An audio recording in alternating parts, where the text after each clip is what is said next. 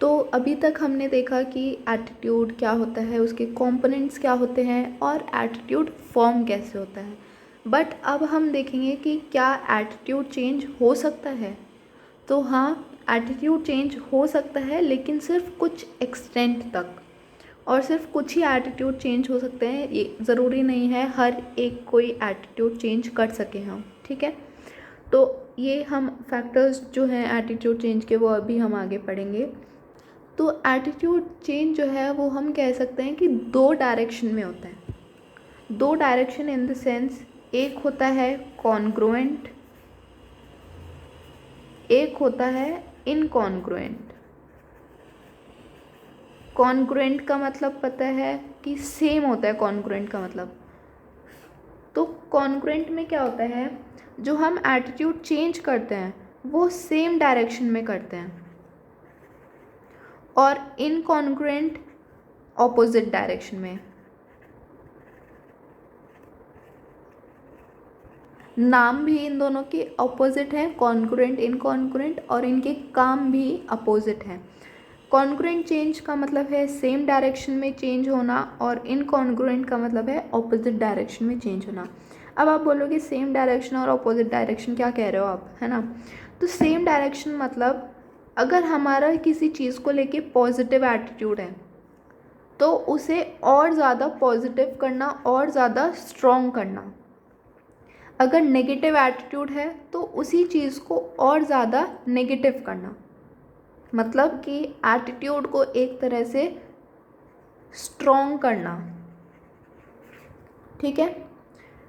इसमें same direction में होता है और स्ट्रॉन्ग एटीट्यूड करते हैं, मतलब जैसे किसी चीज़ को लेके पॉजिटिव एटीट्यूड है तो उसे और ज़्यादा पॉजिटिव करना।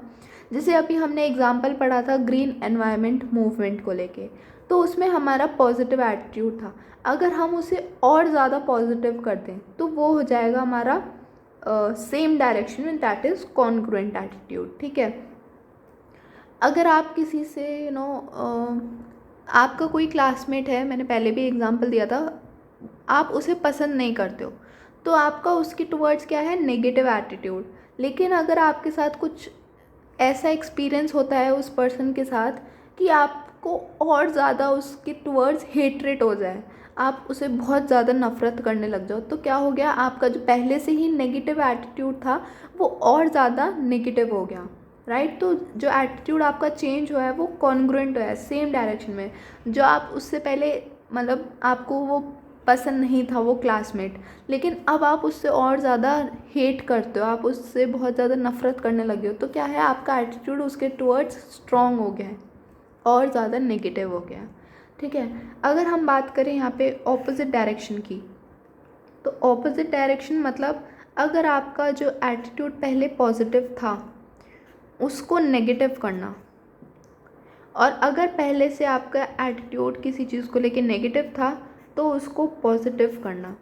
जैसे अभी ग्रीन एनवायरनमेंट मूवमेंट में हमारा एटीट्यूड पॉजिटिव था, तो अगर हम किसी तरह उसको चेंज कर दें तो और नेगेटिव कर दें तो वो क्या हो जाएगा, वो ऑपोजिट डायरेक्शन में हो गया, दैट इज़ इनकॉन्ग्रुएंट। इसमें हम एटीट्यूड को क्या कर देते हैं, वीक कर देते हैं, ठीक है। क्योंकि जैसे आपने पॉजिटिव था किसी चीज़ को लेके तो आप उसे पॉजिटिव से हटा के नेगेटिव में ला रहे हो, तो आप क्या कर रहे हो, वीक कर रहे हो उसका एटीट्यूड, राइट। ऐसे ही अगर किसी का नेगेटिव है और उसका एटीट्यूड आप पॉजिटिव में कन्वर्ट कर रहे हो तो आप यहाँ से हटा के यहाँ ला रहे हो, मतलब आप उसका एटीट्यूड जो है वो वीक कर रहे हो, ठीक है। अब आते हैं फैक्टर्स जो एटीट्यूड को इन्फ्लुएंस कर सकते हैं। जैसे मैंने अभी थोड़ी देर पहले कहा था कि एटीट्यूड हम चेंज कर सकते हैं, लेकिन सिर्फ कुछ एटीट्यूड चेंज कर सकते हैं, या हम कह सकते हैं सिर्फ कुछ हद तक, कुछ एक्सटेंट तक ही हम एटीट्यूड को चेंज कर सकते हैं, राइट। तो सबसे पहला फैक्टर क्या आता है, पहला फैक्टर ये है, अगर कोई एटीट्यूड अभी फॉर्म ही हो रहा है, मतलब वो फॉर्मेशन स्टेज में है, अगर वो फॉर्मेशन स्टेज में है तो उसे चेंज करना बहुत ही ज़्यादा ईजी हो जाता है, क्योंकि अभी वो पूरी तरह से कंप्लीट एटीट्यूड फॉर्म नहीं हुआ है, वो अभी फॉर्मिंग स्टेज में है, वो एकदम परमानेंट एटीट्यूड नहीं है, वो अभी फॉर्म हो रहा है, तो उसे चेंज करना आसान हो जाता है। ठीक है। फिर दूसरा आता है, अगर आपका एटीट्यूड लेस एक्सट्रीम हो, जैसे अगर आपका किसी चीज़ को लेके पॉजिटिव एटीट्यूड है, लेकिन अगर आपका बहुत ज़्यादा पॉजिटिव एटीट्यूड है, बहुत एक्सट्रीम लेवल पे है, तो उसको चेंज करना मुश्किल हो जाता है। लेकिन जो अगर लेस एक्सट्रीम है आपका एटीट्यूड, मतलब आपका एटीट्यूड किसी चीज़ को लेके बहुत ज़्यादा स्ट्रॉन्ग नहीं है, तो उसको चेंज करना थोड़ा आसान रहता है, ईजी रहता है लेस एक्सट्रीम को। ठीक है। ऐसे ही अगर हमारा पॉजिटिव एटीट्यूड है तो उसको चेंज करना बहुत इजी हो जाता है। जो आपका नेगेटिव एटीट्यूड है उसको चेंज करना थोड़ा मुश्किल हो जाता है as compare to positive attitude. Positive attitude तो भी थोड़ा जल्दी चेंज किए जा सकते हैं। जैसे बोलते हैं ना, किसी को रुलाना बड़ा आसान होता है लेकिन हंसाना बड़ा मुश्किल होता है। Same is in this case, positive को नेगेटिव में कन्वर्ट करना आसान होता है, लेकिन नेगेटिव को पॉजिटिव में कन्वर्ट करना मुश्किल होता है। तो ये कुछ फैक्टर्स थे कि किस हद तक हम एटीट्यूड को चेंज कर सकते हैं और किन किन चीज़ों को चेंज करना ज़्यादा आसान रहता है या मुश्किल रहता है। ठीक है। तो अब हम पढ़ने वाले हैं प्रोसेस ऑफ एटीट्यूड चेंज, किस तरह से जो एटीट्यूड है उसे चेंज किया जा सकता है। तो हमारे पास अभी तक 3 प्रोसेस हैं। पहला है बैलेंस थ्योरी, दूसरा है cognitive dissonance and third one is 2 step concept. तीनों ही अलग अलग साइकोलॉजिस्ट ने इंट्रोड्यूस किया है। ठीक है। तो पहला जो हम पढ़ने जा रहे हैं वो है balance theory.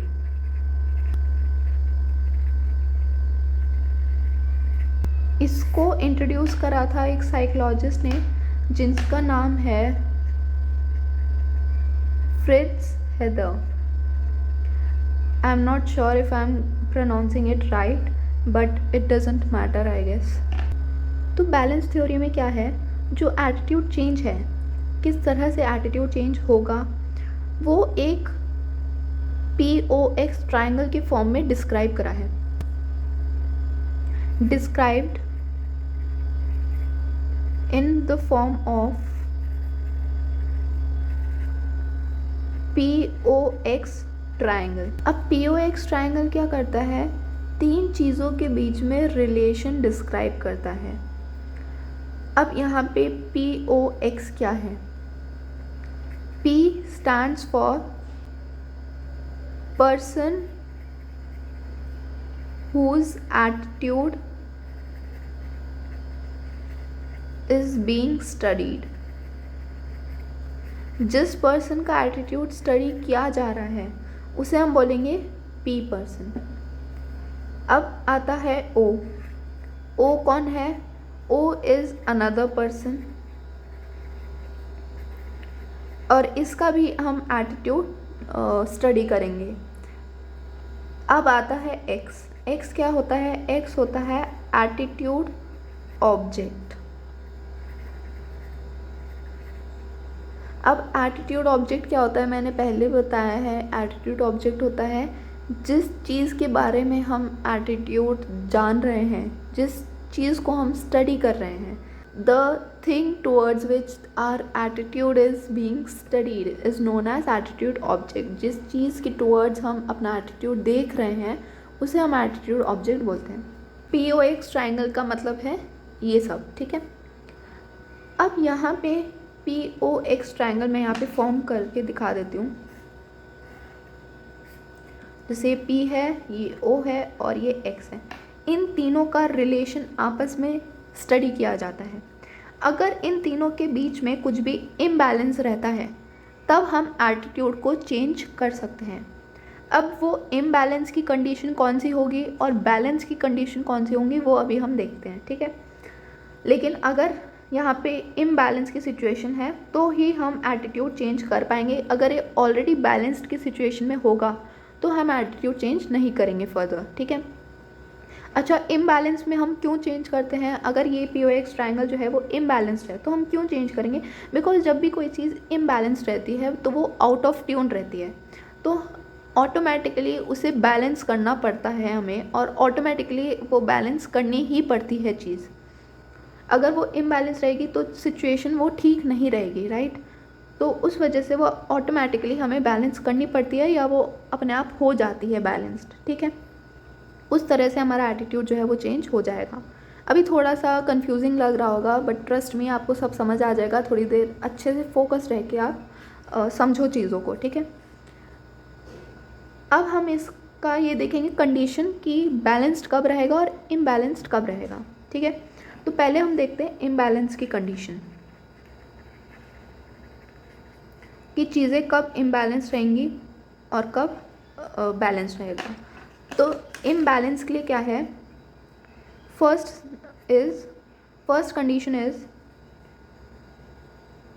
All 3 sides are negative. मैं यहाँ पे नेगेटिव को माइनस से डिनोट कर रही हूँ, ठीक है। जब तीनों साइड्स जो हैं नेगेटिव होंगी तब क्या होगा, इम्बैलेंस रहेगा। दूसरी कंडीशन क्या है, 2 sides are positive and 1 side is negative. अगर कोई भी 2 साइड अगर पॉजिटिव हैं और एक साइड नेगेटिव है, या ये दोनों पॉजिटिव हैं और ये नेगेटिव है, तो भी ये इम्बैलेंस की कंडीशन है। 2 साइड पॉजिटिव है और एक साइड नेगेटिव, देखने में तो या सुनने में तो ऐसा लग रहा है कि ये तो बैलेंस वाली सिचुएशन होनी चाहिए, बट ऐसा नहीं है। 2 साइड अगर पॉजिटिव है और एक नेगेटिव तो वो इम्बैलेंस्ड है, ठीक है। नाउ बैलेंस्ड कब रह सकती है,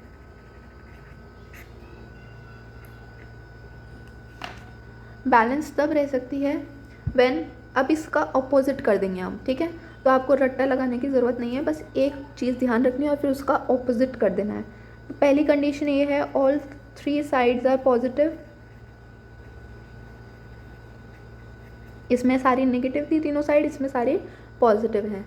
सेकेंड कंडीशन क्या है, 2 sides are negative and 1 side is positive. 2 कोई भी साइड नेगेटिव हो और एक साइड पॉजिटिव हो तो वो बैलेंस की सिचुएशन आ जाएगी। अब इसको हम एक एग्जाम्पल के थ्रू समझते हैं, वरना ऐसे बहुत ज़्यादा कंफ्यूजिंग लग रहा है, ठीक है। तो बड़े ध्यान से सुनना। अब हम एक एटीट्यूड ऑब्जेक्ट उठा रहे हैं। तो एटीट्यूड ऑब्जेक्ट मैंने बताया कि जिसके ऊपर हम स्टडी कर रहे हैं, जिस चीज़ के ऊपर हम स्टडी कर रहे हैं, लोगों का एटीट्यूड जान रहे हैं, उसको हम बोलते हैं एटीट्यूड ऑब्जेक्ट, जो यहाँ पे एक्स से रिप्रेजेंट करा है हमने, ठीक है। तो हम स्टडी कर रहे हैं अपने एटीट्यूड ऑब्जेक्ट के ऊपर, जो कि हमारा यहाँ पे इस एग्जाम्पल में है डाउरी। डाउरी मतलब दहेज। तो इस टॉपिक के ऊपर, इस ऑब्जेक्ट के ऊपर हम लोगों का एटीट्यूड देखेंगे, ठीक है। अब एक पर्सन पी है जो अपने बेटे की शादी पर्सन ओ की लड़की के साथ कराना चाहता है। पी का सन है और ओ की डॉटर है। पी जो है वो अपने बेटे की शादी इसकी बेटी के साथ कराना चाहता है, ठीक है। अब इस सिचुएशन में आप ये समझ लो, अभी एज्यूम कर लो कि आप ओ हो और ये जो पी है वो आपका कोई जानने वाला है, ठीक है। इस वजह से वो आप अपने बेटे की शादी आपसे, आपकी बेटी से कराना चाहता है। और पी जो है वो दहेज लेने में मानता है, मतलब उसे ऐसा लगता है कि दहेज देना चाहिए या लेना चाहिए, क्योंकि उसमें कोई बुराई नहीं है। तो पी और एक्स का रिलेशन जो है वो क्या हो गया, पॉजिटिव। मतलब पी डाउरी लेने में विश्वास रखता है, ठीक है। यहाँ पे हम इन तीनों के रिलेशन जान रहे हैं, हम यहाँ पे सन डॉटर इन सब के नहीं देख रहे हैं, हम इन तीनों के रिलेशन देख रहे हैं, ठीक है। पी मानता है कि हमें दहेज लेना चाहिए और दहेज लेने में कोई बुराई नहीं है। तो पी एक्स का रिलेशन क्या हो गया, पॉजिटिव, ठीक। अब ओ जो है, आप जो हो यहाँ पे, क्योंकि ओ को मैंने बताया कि आपको खुद को एज्यूम करना है, तो आप दहेज लेने में या देने में विश्वास नहीं रखते, आपको ये गैर कानूनी लगता है, आपको लगता है कि ये बिल्कुल भी ठीक नहीं है, तो ओ और एक्स मतलब आपका और एटीट्यूड ऑब्जेक्ट का क्या रिलेशन आ गया यहाँ पे, नेगेटिव। ठीक है, अब इनिशियली आपका, हम ये एज्यूम करके चल रहे हैं कि ये पी पर्सन आपको जानता था, आप दोनों एक दूसरे को जानते थे, तो आप दोनों का जो रिलेशन था वो पॉजिटिव था, क्योंकि आप दोनों एक दूसरे को जानते थे इस वजह से, और मतलब थोड़ा बहुत फ्रेंडली भी थे इस वजह से, तो वो अपनी बेटे की शादी आपकी बेटी से कराना चाहता था। अगर आप दुश्मन होते तो वो आपकी बेटी से अपने बेटे की शादी नहीं कराता, राइट। तो हम यहाँ पे एज्यूम करके चलते हैं कि पी ओ जो रिलेशन है वो भी पॉजिटिव है, क्योंकि वो शादी कराना चाहता है आपकी बेटी से। ठीक है, तो ये हमारे रिलेशंस निकल के आए। अगर हम इन्हीं को इस ट्रायंगल में पुट करें, तो यहाँ पे मैं ट्रायंगल बना देती हूँ, पी ओ एक्स। ठीक, अब पी एक्स क्या रिलेशन है, पॉजिटिव, पी एक्स क्या है, positive, O X is negative, O X negative है, यहाँ पे हमने लिख दिया, और पी ओ जो है वो पॉजिटिव है, पी ओ इज़ पॉजिटिव। तो अब हम देखते हैं सिचुएशन कौन सी बैठ रही है। तो अगर हम ये वाली सिचुएशन देखें तो यहाँ पे 2 पॉजिटिव हैं और 1 नेगेटिव है, तो हमें पता चल गया 2 पॉजिटिव और 1 नेगेटिव का मतलब है इम्बैलेंस्ड। तो ये हमारी सिचुएशन कैसी है, ये हमारी सिचुएशन है इम्बैलेंस्ड।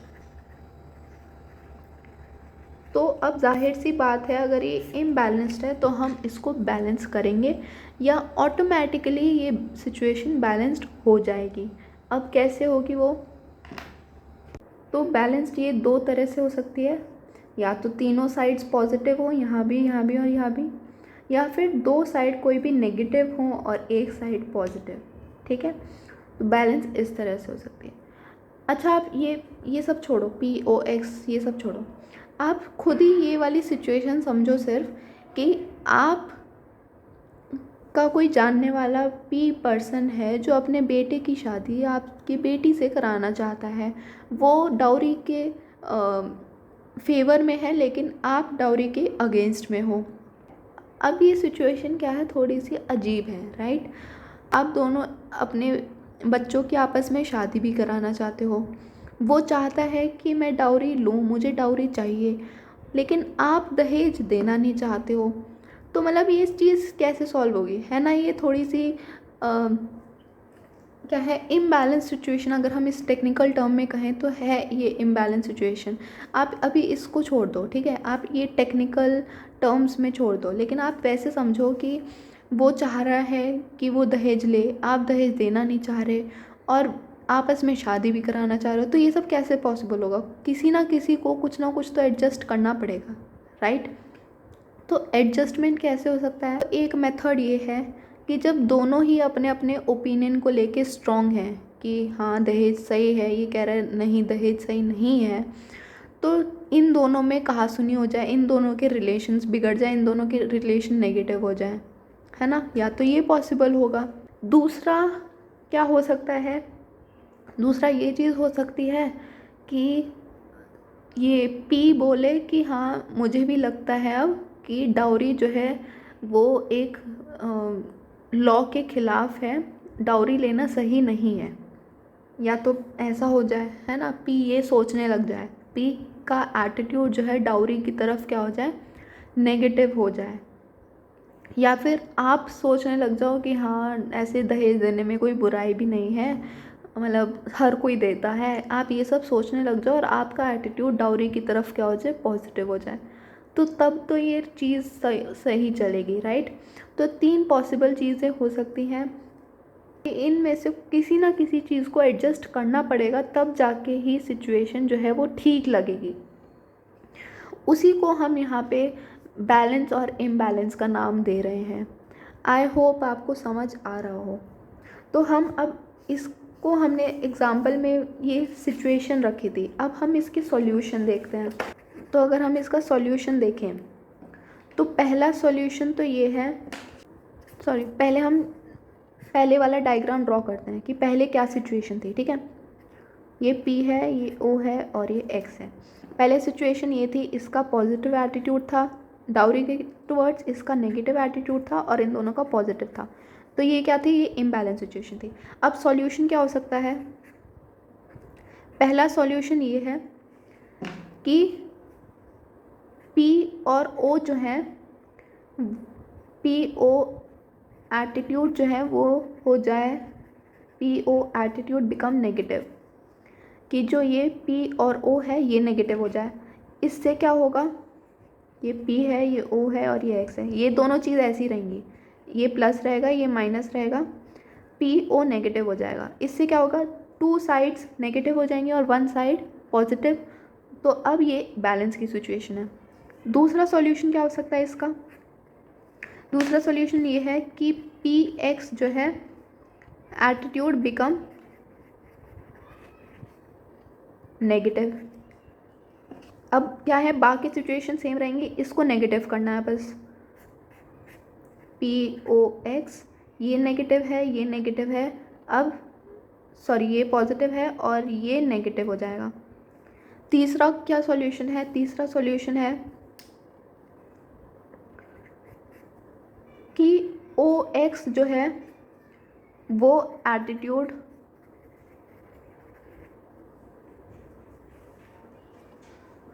पॉजिटिव हो जाए और PO भी बिकम पॉजिटिव। ये तीसरा सॉल्यूशन है। क्या बताया हमने? POX, OX जो है वो भी पॉजिटिव हो जाए और PO भी पॉजिटिव हो जाए और ये भी पॉजिटिव था ही पहले से, है ना। तो ये चीज़ें हो सकती हैं। अब ये सॉल्यूशन वही सॉल्यूशन है जो मैंने अभी आपको थोड़ी देर पहले ही बताया कि या तो इन दोनों के रिलेशन ख़राब हो जाएंगे, अगर ये दोनों अपने ओपिनियन में रहेंगे कि हाँ डाउरी सही है, डाउरी गलत है, तो इन दोनों के रिलेशन नेगेटिव बन जाएंगे, राइट, जो कि पहली सिचुएशन है। इन दोनों में अनबन हो जाएगी, है ना। दूसरी सिचुएशन मैंने बताई थी कि ये पर्सन सोचने लग जाए कि हाँ डाउरी लेना सही नहीं है, तो बेसिकली PX क्या हो जाएगा, नेगेटिव हो जाएगा। तो ये वही सॉल्यूशन है, राइट। तीसरा मैंने ये बताया था कि ये पर्सन, आप जो है आप सोचने लग जाओ कि हाँ डाउरी लेने में कोई बुराई, लेने या देने में कोई बुराई नहीं है, ये तो एक तरह का दान होता है। तो ये क्या हो गया, OX बिकम पॉजिटिव, ठीक है। तो अब यही सिचुएशन जो मैंने आपको बताई थी उसी को हमने ट्रायंगल में पुट कर दिया। तो अब ये सिचुएशन जो है बैलेंस की सिचुएशन हो गई है। ऐसा नहीं है ये तीनों करना है, ये कंफ्यूज मत होना, इन तीनों में से कोई भी एक कर सकते हो आप। ये तो ऑल्टरनेट सॉल्यूशन है कि कुछ भी हो सकता है, ठीक है। I hope there is no confusion left in this. तो ये था आपका बैलेंस थ्योरी जो फ्रिट्ज हेदर ने इंट्रोड्यूस करी थी। आई होप आपको ये समझ आया हो, बिकॉज़ मैंने अपना बेस्ट दिया कि मैं सिंपल से सिंपल तरीके से आपको क्लियर कर सकूं। तो अब हमारा जो सेकंड प्रोसेस है एटीट्यूड चेंज का, वो है कॉग्निटिव डिसोनेंस, जो प्रपोज किया था सबसे पहले लियोन फेस्टिंजर ने, ठीक है। अब इसमें क्या है, नाम से हम देख लेते हैं कि नाम से हमें क्या पता चल रहा है। कॉग्निटिव का मतलब होता है हमारी थिंकिंग, बिलीफ, और डिसोनेंस का मतलब होता है कोई चीज़ जब अपने आप में ही कुछ कॉन्ट्रडिक्ट कर रही होती है तब वो होता है डिसोनेंस। डिसोनेंस, कॉन्सोनेंट, अब थोड़ा आपको समझ आया होगा, कॉन्सोनेंट का अपोजिट डिसोनेंस, ठीक है। तो कॉग्निटिव डिसोनेंस क्या बोलता है, it first of all it emphasise on the cognitive component of attitude. Attitude के 3 कॉम्पोनेंट होता है, ABC, जो C वाला कॉम्पोनेंट है उस कॉम्पोनेंट पे ये फोकस करता है। Emphasise on the C component of attitude, cognitive. इसमें ये बोलते हैं कि जो हम सोच रहे हैं, जिस पर्टिकुलर एटीट्यूड ऑब्जेक्ट के बारे में हमारी जो थिंकिंग है, वो सारी थिंकिंग सिमिलर होनी चाहिए, कॉन्सोनेंट होनी चाहिए, और उस पर्टिकुलर एटीट्यूड ऑब्जेक्ट के लिए जो हमारी थिंकिंग है और जो हमारा एक्शन है या बिहेवियर है वो दोनों सेम होनी चाहिए। वो दोनों आपस में कॉन्ट्रडिक्ट नहीं करनी चाहिए, वो दोनों सेम होनी चाहिए, कॉन्सोनेंट होनी चाहिए, ठीक है। So our cognition and behaviour should be consonant. हमारा जो एक्शन है और जो हमारी थिंकिंग है वो दोनों कॉन्सोनेंट होनी चाहिए, वो दोनों इक्वल होनी चाहिए, और जो हमारे थिंकिंग है वो भी इक्वल होनी चाहिए, ठीक है। लेकिन अगर कॉन्ट्रडिक्ट कर रही हैं आपस में कि हमारे बिहेवियर कुछ और है, हमारा कॉग्निशन कुछ और है, तो उन दोनों को कॉन्सोनेंट हमें बनाना पड़ेगा, ठीक है। अगर वो डिसोनेंट हैं तो उनमें से किसी एक को हमें चेंज करना पड़ेगा जिससे वो दोनों स्टेटमेंट कॉन्सोनेंट बन जाए। समझ आया? एग्ज़ाम्पल के लिए अगर मैं पहला स्टेटमेंट ये बोलती हूँ, आई ईट पान मसाला,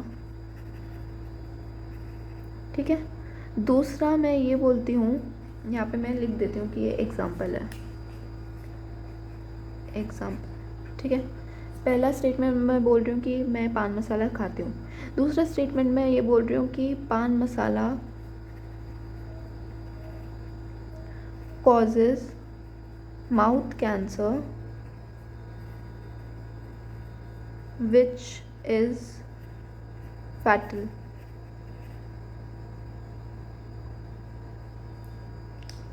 अब मैं ये बोल रही हूँ पहली चीज़ कि मैं पान मसाला खाती हूँ, और वहीं पे मैं दूसरी चीज़ ये बोल रही हूँ कि पान मसाला तो माउथ कैंसर कॉज करता है, जो कि बहुत डेंजरस है, जो कि बहुत हार्मफुल है।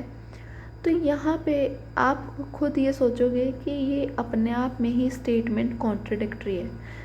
एक तरफ तो ये बोल रही है कि ये पान मसाला खाती है, दूसरी तरफ ये बोल रही है कि पान मसाला तो माउथ कैंसर कॉज करता है, जो कि बहुत ही हार्मफुल होता है।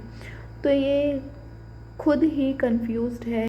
तो अब यहाँ पे हमें इन दोनों में से किसी एक को चेंज करना पड़ेगा जिससे ये दोनों स्टेटमेंट कॉन्सोनेंट हो जाए, ठीक है। यही ये जो प्रोसेस है या थ्योरी है, इसका यही मानना है कि हमें अपनी कॉग्निशन और बिहेवियर को सेम रखना है।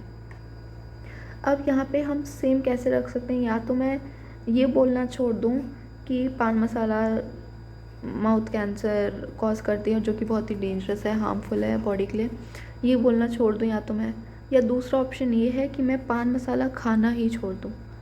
तो बेटर ऑप्शन कौन सा होगा? बेटर ऑप्शन तो यही होगा कि मैं पान मसाला खाना ही छोड़ दूँ, है ना। वो ही ज़्यादा सेंसिबल होगा, लॉजिकल होगा और हेल्दी रहेगा। तो यहाँ पे सॉल्यूशन क्या है? सॉल्यूशन ये है कि आई विल स्टॉप ईटिंग पान मसाला, ठीक है। ये हेल्दी ऑप्शन रहेगा हमारे पास। तो यहाँ पे क्योंकि अगर आप ये दोनों चीज़ कह रहे हो, कर रहे हो, तो यहाँ पे कुछ ना कुछ आपको भी डिस्ट्रेस रहेगा, आप डिसीजन मेकिंग ढंग से नहीं कर पा रहे, आपके सामने वाला भी नहीं समझ पा रहा है कि ये करना क्या चाह रही है, कहना क्या चाह रही है, राइट। सो यहाँ पे आपको अपने आप ही फील होने लग जाता है कि कुछ तो गलत हो रहा है ना। Something is out of place, something is out of tune, so one thing needs to be changed. तो आप यहाँ पे किसी एक चीज़ को चेंज करोगे। तो एटीट्यूड में दो चीज़ें सेम रहनी चाहिए। अगर किसी पर्टिकुलर चीज़ को लेकर आप अपना एटीट्यूड बता रहे हो तो एटलीस्ट दो चीज़ें सेम रहनी चाहिए, आपके एक्शंस और आपके थॉट्स, या फिर आपके इमोशंस और आपके थॉट्स, या फिर बिहेवियर और आपके थॉट्स, कुछ ना कुछ सेम ABC कंपोनेंट में दो चीज़ें एटलीस्ट सेम रहनी चाहिए। तो आपका C और B कंपोनेंट यहाँ पे सेम रखना है, ठीक है। So this is all about cognitive dissonance. अब जो थर्ड और लास्ट प्रोसेस ऑफ चेंज है वो है 2-स्टेप कॉन्सेप्ट। 2-स्टेप कॉन्सेप्ट को SM मोहसिन ने इंट्रोड्यूस करा था। ये एक इंडियन साइकोलॉजिस्ट हैं, इस वजह से ये प्रोसेस हमारे लिए और भी ज़्यादा इम्पोर्टेंट हो जाता है, ठीक है। अब इसमें क्या है, ये बोलते हैं कि हमारा जो एटीट्यूड चेंज है वो 2 स्टेप में होता है। It is a 2 step process. अब 2 स्टेप प्रोसेस कैसे है वो देखते हैं। फर्स्ट स्टेप के बारे में हम बात करते हैं पहले। फर्स्ट स्टेप में क्या होता है, जो टारगेट ऑफ चेंज है आइडेंटिफाइज विथ द सोर्स। जो हमारा टारगेट ऑफ चेंज है वो आइडेंटिफाई करता है सोर्स के साथ। अब हमारे पास यहाँ पे 3 टर्म्स हैं, एक है टारगेट, एक है आइडेंटिफाई और एक है सोर्स। अब हम इन तीनों टर्म्स को समझेंगे कि ये तीनों टर्म्स क्या हैं। तो टारगेट ऑफ चेंज वो पर्सन है जिसका हमें एटीट्यूड चेंज करना है, ठीक है। सोर्स वो पर्सन है जिसके इन्फ्लुएंस से हम इस पर्सन का एटीट्यूड चेंज करने वाले हैं। समझ आ गया? टारगेट ऑफ चेंज जिसका हमें एटीट्यूड चेंज करना है, सोर्स एक वो पर्सन है जिसके इन्फ्लुएंस से हम एटीट्यूड चेंज करने वाले हैं इस पर्सन का। आइडेंटिफाई का मतलब ये है, जो टारगेट है वो अपने आप को आइडेंटिफाई करता हो सोर्स के साथ, इन द सेंस कि टारगेट जो है वो सोर्स को लाइक करता हो, उसके लिए रेस्पेक्ट हो, ठीक है, उसको एडमायर करता हो, उसको फॉलो करता हो, उससे इन्फ्लुएंस होता हो। ये है आइडेंटिफाई का मतलब। तो पहले स्टेप में क्या होता है, टारगेट जो है वो इस सोर्स के साथ अपने आप को आइडेंटिफाई करता है, वो इस सोर्स से इम्प्रेस होता है, इस सोर्स को एडमायर करता है, ठीक है। अब इसमें सेकंड स्टेप में क्या होता है, और हाँ, इसमें ये बात भी ध्यान रखना है कि जो सोर्स है उसको भी अब इस टारगेट के लिए रिस्पेक्ट होनी चाहिए, एक पॉजिटिव रिलेशन होना चाहिए दोनों के बीच में। ऐसा नहीं है कि सोर्स का नेगेटिव रिलेशन हो टारगेट के बीच में। सेकंड स्टेप जो है वो ये है, ज़रूरी नहीं है सोर्स टारगेट को भी लाइक करता हो। जैसे हमने देखा था कि टारगेट सोर्स को लाइक करना चाहिए, लेकिन ज़रूरी नहीं है सोर्स टारगेट को लाइक करता हो, लेकिन रेस्पेक्ट होना चाहिए, म्यूचुअल पॉजिटिव फीलिंग्स होनी चाहिए दोनों के अंदर। अब सेकेंड स्टेप में क्या होता है, source himself change bye actually changing his behavior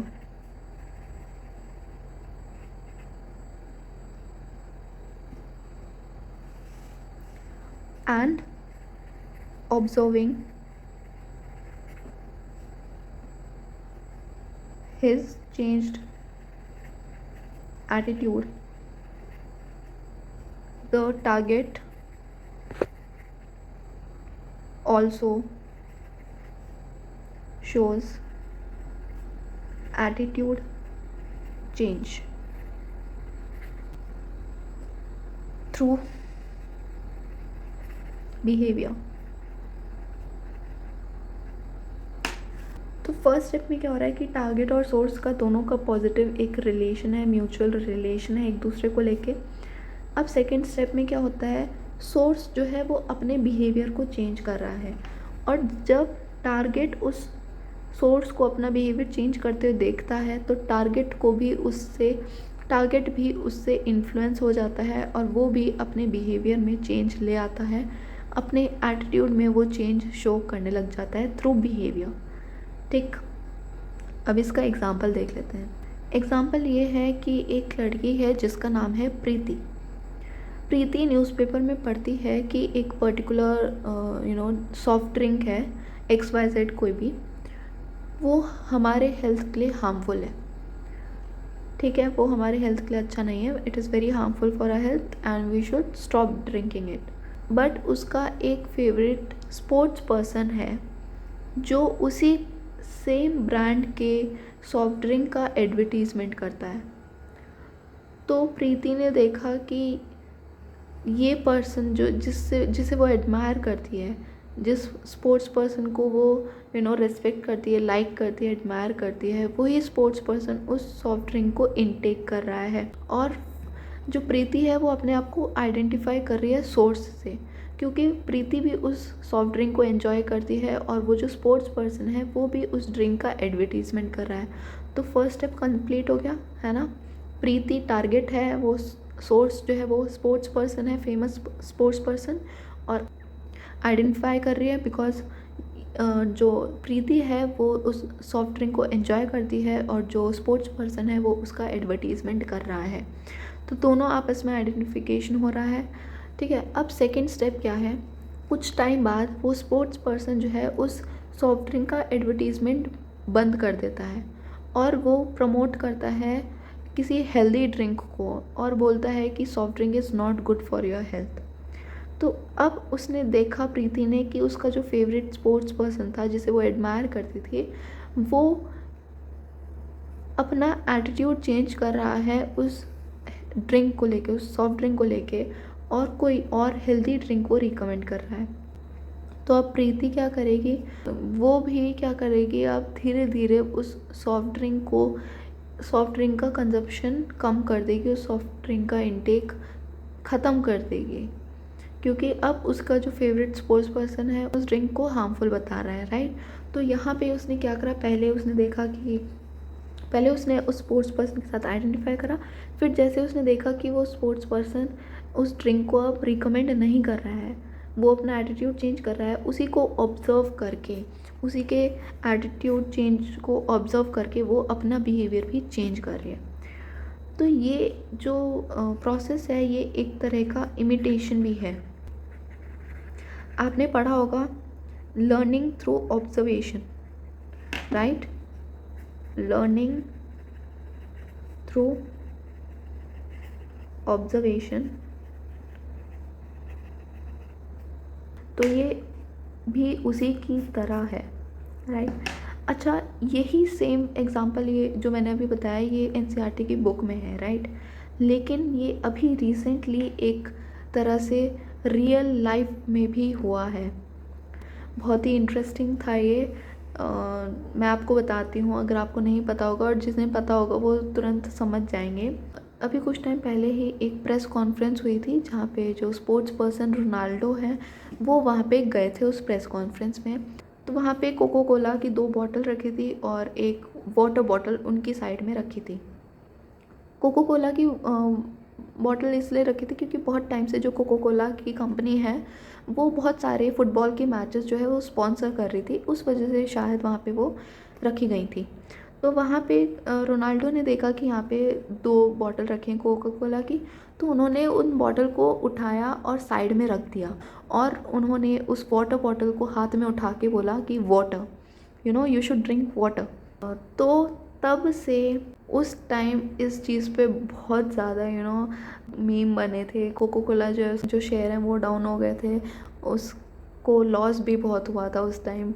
तो ये बहुत ही इंटरेस्टिंग एक इंसिडेंट था जो कुछ सेकंड्स की बात थी और ये कैप्चर हो गया था कैमरे में, इस वजह से वायरल चला गया ये वीडियो।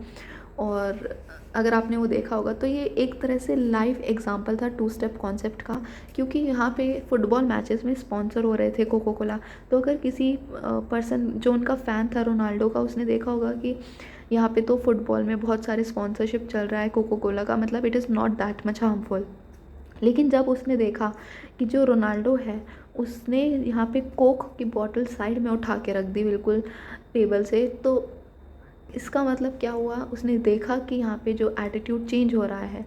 तो इस वजह से, हालांकि यहाँ पे रोनाल्डो एडवर्टीज़मेंट नहीं कर रहे थे डायरेक्टली कोको कोला का, लेकिन स्पॉन्सरशिप तो थी ना फुटबॉल वालों की कोको कोला के साथ। और जब फैंस ने देखा कि रोनाल्डो जो है जिनको वो एडमायर करते हैं उन्होंने ये कोक की बॉटल साइड में रख दी बिल्कुल, और उन्होंने पानी को ज़्यादा प्रेफरेंस दी, तो इसका मतलब क्या हुआ कि अब जो उनका फ़ैन है वो भी उनका एटीट्यूड चेंज उन्होंने ऑब्ज़र्व करा और वो लोग उनकी तरह ही इमिटेट कर रहे हैं बिहेवियर को। उन्होंने भी सॉफ्ट ड्रिंक पीनी छोड़ दी और वो भी अब हेल्दी ड्रिंक्स पे फोकस करेंगे। तो ये बहुत एक लाइव अच्छा एग्जांपल था 2 स्टेप कॉन्सेप्ट का रिसेंटली। और उसके बाद तो कोको कोला कंपनी की बहुत बेइज्जती हुई है, बहुत ज़्यादा मीम्स बने थे उस पर। तो ये सारे प्रोसेस थे एटीट्यूड चेंज के। मैंने सिंपल लैंग्वेज में समझाने की आपको कोशिश करी है। जितना ज़्यादा मैं क्लियर कर सकती थी अपनी तरफ से, मैंने उतना क्लियर करने की कोशिश करी है। I hope you like this video. और अगर आपको अभी भी कुछ डाउट हो तो आप कमेंट सेक्शन में लिख सकते हो, I will try to solve it out. और अगर कुछ टॉपिक मैंने कवर ना करा हो तो आप वो भी कमेंट में लिख सकते हो, मैं उस पर भी वीडियो बनाने की पूरी कोशिश करूँगी। So that's it for today's video, and I hope आपको सब कुछ समझ आया हो, and thank you for watching.